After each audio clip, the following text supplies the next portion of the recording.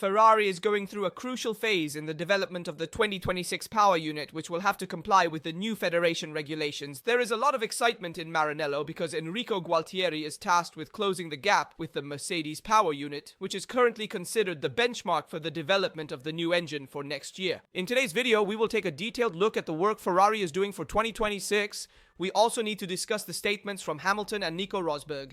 Let's also take a look at Montezemolo, who has complained about a specific attitude of Ferrari. And finally, we need to talk about Red Bull and the penalty for the Sainz. Before we begin, kindly ensure that you leave a like, subscribe to the channel, and activate notifications so you won't miss any upcoming videos related to Formula 1 and Ferrari. With that being stated, let's commence immediately. Based on circulating rumors, the Mercedes engine has already become the standard and is a V6 engine capable of seamlessly balancing the dual aspects of the regulations, specifically 50% thermal power and 50% electric power. Ferrari, conversely, is pursuing a significantly more radical approach, concentrating on pioneering materials and a design philosophy that emphasizes efficiency and compact packaging. The most remarkable innovation pertains to the cylinder head of Ferrari's V6 turbo engine, which is produced utilizing additive manufacturing, specifically referred to as direct metal laser sintering, DMLS. This process is far more sophisticated than basic 3D printing. It is an advanced technological method that melds metal powders using a high-power laser. The outcome is that you possess components with intricate geometries and the capability to integrate various materials, including aluminum, copper, and ceramics.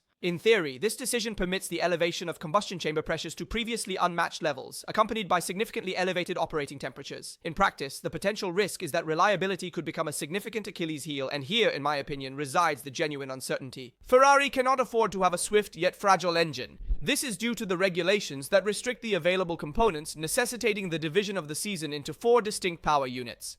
The genuine advantage of this particular philosophy is associated with the chassis. With a cylinder head that is more adept at managing heat, Ferrari could potentially utilize smaller radiators, thereby freeing up space for a significantly more streamlined bodywork design. It is precisely the trend we observe with the McLaren MCL39, which, equipped with the Mercedes engine, has already extended the boundaries of side pod narrowing. For Ferrari, this would signify achieving enhanced aerodynamic efficiency and minimizing drag, a vital advantage considering that in the year 2026, the vehicles will be required to weigh 768 kilograms, which includes 722 kilograms plus the driver and approximately 46 kilograms of tires, with the power units established at 150 kilograms, a substantial 30 kilograms more than the current standard. The challenge is that to attain the regulatory minimum, a reduction of 60 kilograms will be necessary in other areas, an exceedingly challenging objective. Not everything is rosy at Maranello, though. The departure of Wolf Zimmermann and Lars Smith to Audi has left a significant gap in the engine department. They are experienced individuals capable of out-of-the-box solutions.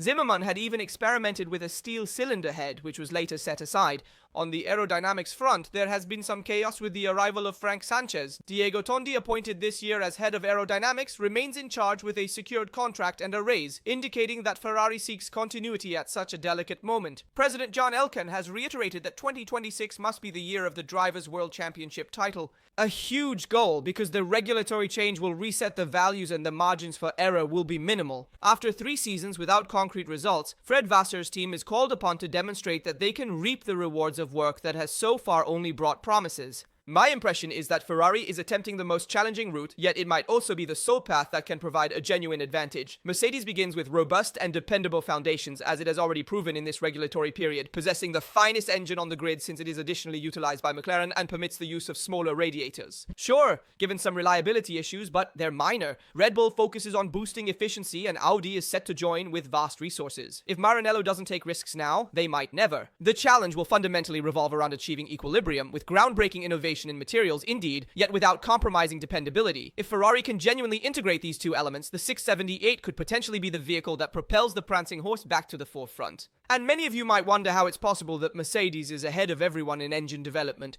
First of all, they are the team that has relied the least on a possible regulatory change for next year. Indeed, Red Bull, alongside Ferrari, have persistently advocated for a last-minute modification in the regulations to adjust the engines to a 70-30 or 80-20 power distribution, favoring the thermal component. Instead, Mercedes was fine with the regulations planned for 2026 with a 50-50 power split between the thermal and electric engines. This means they were already ahead in engine development. Their V6 engine for 2026 is considered the best in terms of distribution between the two parts. Honda and Ferrari are seen as uncertainties, while Red Bull is currently at the bottom of the engine rankings. And there's also the sporting aspect, because with the arrival of Lewis Hamilton, we can take a step back to 2014. In fact, Hamilton joined Mercedes a year earlier in 2013, during that regulatory era, when Sebastian Vettel won the title with Red Bull, and from the following year, Mercedes built a successful regulatory cycle. We all recall the intense rivalry between Lewis Hamilton and Nico Rosberg, as well as the 6 championship titles secured by Lewis Hamilton. Currently, Lewis aspires to replicate that level of success here with the Ferrari team. He arrived this year in a very turbulent year at the end of a regulatory era, and he's not finding his way with the car, but he hopes that in 2026, Ferrari can start a winning cycle. In fact, Lewis Hamilton's first year with Ferrari is not going as many had dreamed. The fans hoped for an immediate impact, but the reality is different. The SF25 has demonstrated itself to be a rather intricate vehicle, and even a 7-time world champion is having difficulty discovering the correct key. Following a 6th place finish at Monza, Hamilton remains undeterred and for the very first time acknowledged that he has comprehended what the true limitation restraining him is.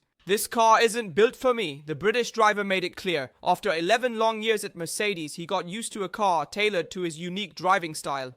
Every detail, every adjustment, and every development was designed to enhance his characteristics. At Ferrari, things are different, and he stated, "I have driven this car for the entire season, but in the past, I was part of a project developed around me. Today I have to adapt my style, and it's not natural. It's like driving something that remains alien." A strong mission that explains a lot of his difficulties. It is not so much the velocity that is lacking, but rather the immediate confidence. Nevertheless, Hamilton is not inclined to give up. Indeed, he emphasized that the progress in race pace is genuinely real. During the GPs, I become faster and unlock sensations I don't have at the start of the weekend. In the race, I gain confidence, but the naturalness I had in the past is still missing. The issue is that in Formula 1, qualifying holds immense significance. If you don't promptly acquire the correct sensation, you begin at the rear and then must make up ground. That is precisely what is occurring to Hamilton this season. Lewis is already looking to the future. I hope that next year the driving style doesn't feel alien to me. I want to return to a situation where the car feels natural to me. The year 2026 will be the real test. With the new regulations and the new power unit, Ferrari is looking to overturn the hierarchies. Hamilton signed with Maranello precisely for this reason, convinced he can replicate what he experienced in 2014 with Mercedes.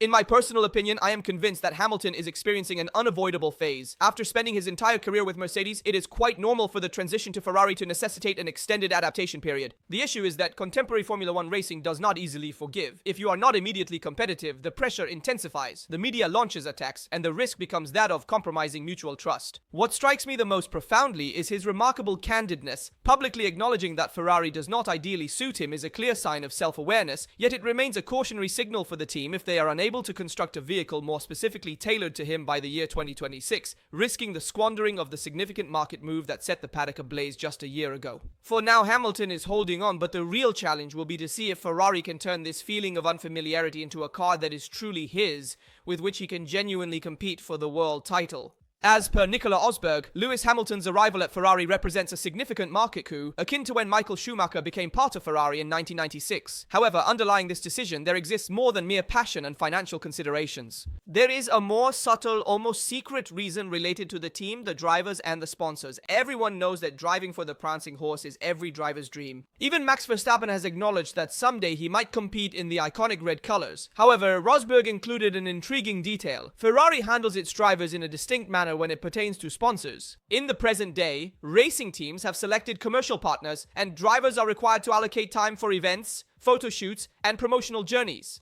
Rosberg notes that at Mercedes, they would request up to 60 to 80 days annually solely for off-track obligations. He expressed that for us drivers, it is not unpleasant because we are compensated very well, but it is indeed exhausting. Often you just wish to go to the Nürburgring and drive a GT3 similar to what Max did this past weekend, rather than spending countless hours shaking hands and taking photographs. And this is where Ferrari comes into play. According to Rosberg and Maranello, the sponsors have a different weight. The Ferrari brand is so strong that it doesn't need to pressure its drivers with dozens of promotional events. During Vettel's era, Rosberg mentions, the additional commitments were minimized to roughly 10 days annually. For a champion such as Hamilton, who is in the concluding years of his illustrious career, this peace of mind makes a significant difference. Fewer journeys, fewer occasions, and more time to dedicate to the track and preparation. In other words, Ferrari provides not only prestige and salary, but also an enhanced quality of life compared to other leading teams. In my perspective, Rosberg accurately assessed the situation. For Hamilton, who is nearing the age of 40, time becomes increasingly valuable. After achieving all there is to win with Mercedes, Lewis required not merely another technical challenge, but rather an environment where he could genuinely feel at the core of the project without being exhausted by additional commitments. Ferrari guarantees him two things: the eternal allure of the prancing horse and the opportunity to focus on his ultimate goal, a career with the 8th world title. Certainly the car will need to be up to the mark, but on a human and media level, Maranello offers him what Mercedes could no longer provide: freedom, prestige, and less external pressure. In essence, Hamilton opted for Ferrari not solely to become a legendary figure, but to experience the concluding phase of his career according to his own terms. Furthermore, Vasoro issued a highly significant public statement, which indeed calls for a concession for Ferrari. Indeed, the team acknowledges settling for the second position in the Constructors' Championship. Following 16 races devoid of triumphs, with victories distributed among McLaren, Red Bull, and Mercedes, the team modifies its strategic approach. At Maranello, they're no longer talking about victories, but about a much more concrete goal: finishing second in the Constructors' Championship. In short, the aim is to save face by the end of the season. Numerous individuals were anticipating a monumental transformation this season, with the introduction of the pull rod at the front and the alteration of the pull rod suspension at the rear, which was modified in Belgium. The goal was to stabilize the rear end with a lower degree of squat, improving the management of the ride height. The problem has been partially resolved, the setup window has slightly expanded, but the two chronic issues remain. The ride height is difficult to manage, and there is a strong tendency to understeer, which consequently worsens tire management. Fred Vasseur has altered his approach and has been explicit in his declarations. The declarations pertain to relinquishing the notion of a potential victory to concentrate on contending for the second position in the Constructors' Championship, which is a tangible objective at Maranello. We have already analyzed Montezemolo's statements on Friday, but he also added something very significant about Ferrari. In fact, the former president, who won numerous titles with the team, including the last driver's title in 2007 with Kimi Raikkonen and the constructor's title in 2008, made strong statements about the Ferrari team. He was able to bring 19 world titles to Maranello, more than half of the team's total, but today, paradoxically, his name seems almost vanished at the Ferrari Museum in Maranello. There isn't even a photo of him. Montezemolo stated, "Jealousy of the past is a terrible thing," and added, "Many fans ask me how it is possible that after winning 19 titles, there isn't even a photo of me in Maranello, as if the past could be erased." And this is a strong accusation that shows how complicated the relationships with the current Ferrari ownership are today. In short, Montezemolo was a protagonist in two crucial phases of Ferrari's history. In the 1970s, alongside Enzo Ferrari and Niki Lauda, and in the 1990s and 2000s when he rebuilt a winning team with Jean Todt, Ross Brawn, Rory Byrne, and Michael Schumacher. The record is impressive, with 5 consecutive driver titles with Schumacher from 2000 to 2004, 1 title with Kimi Raikkonen in 2007, 7 constructor titles in 10 years, and many other successes in the 70s, including Niki Lauda's world title in 75. In total, 19 world championships were brought home under Montezemolo's leadership, including 9 or 10 other championships lost in the final race, where at least Ferrari reached the last race fighting for the title. And here the issue is not just sporting, but also political. Montezemolo was the symbol of a winning and modern Ferrari. Without him, Schumacher would not have had the perfect structure to dominate, and it is absurd that a man with those numbers is today removed from the official memory. Eliminating the past is an enormous error. Ferrari flourishes on its history, legends, and the individuals who have contributed to making the prancing horse exceptional. For this reason, in my opinion, Montezemolo warrants a central position in Ferrari's narrative. Without recognizing that unique cycle, it will be difficult to build a successful future, because there is a risk of denying the most important lessons from the past. And now we need to look at 2 very important issues. The first is about Red Bull, and the second is about Sainz's penalty. Let's start with the analysis of Red Bull and the work Laurent Messier is doing within the team at Milton Keynes. In 2024, Red Bull left Monza with a diminished performance, with Verstappen only finishing 6th. A year later, however, Max won authoritatively, indicating that the RB21 has regained competitiveness, at least on low downforce tracks. The challenge lies in comprehending how consistent this performance truly is. At Monza, tire wear was nearly non-existent, a factor that significantly benefited Red Bull. The gap with Yuki Tsunoda remains significant, making it tough to fully assess the car's potential. So far, the RB21 has shown in different settings, like in Jeddah with Verstappen on pole and Tero Piastri in second, in Montreal with a fierce fight against Russell for the win, and earlier in Japan with Max's pole, at Spa with a win using ultra-low drag setup, and in Imola with a decisive victory. However, this was later followed by a dip in performance. Baku will undoubtedly serve as a more genuine examination for Red Bull during this upcoming weekend. In contrast to Monza, the asphalt conditions are far from perfect and the ride heights cannot be excessively extreme. This track is a hybrid circuit with long straights and a narrow technical sector in the historic city area. Verstappen hasn't had the best experience here, notably losing the win in 2021 due to a tire issue. On numerous occasions, he encountered difficulties while Perez demonstrated remarkable strength here in Baku. Should Red Bull contend for a podium finish or potentially even secure a victory in Baku, it would indicate that Oran Messier has offered a definitive direction for Red Bull and its forthcoming endeavors. Let us not forget that Oran Messier is a former member of Ferrari. In my view, the triumph in Monza was a significant indication, yet it is insufficient. Therefore, let us wait for Baku to confirm that Red Bull has truly regained its competitiveness. Also, because Red Bull will need to be evaluated with the higher curbs, will it be able to maintain a good ride height and perform well even with the curbs to tackle in Baku?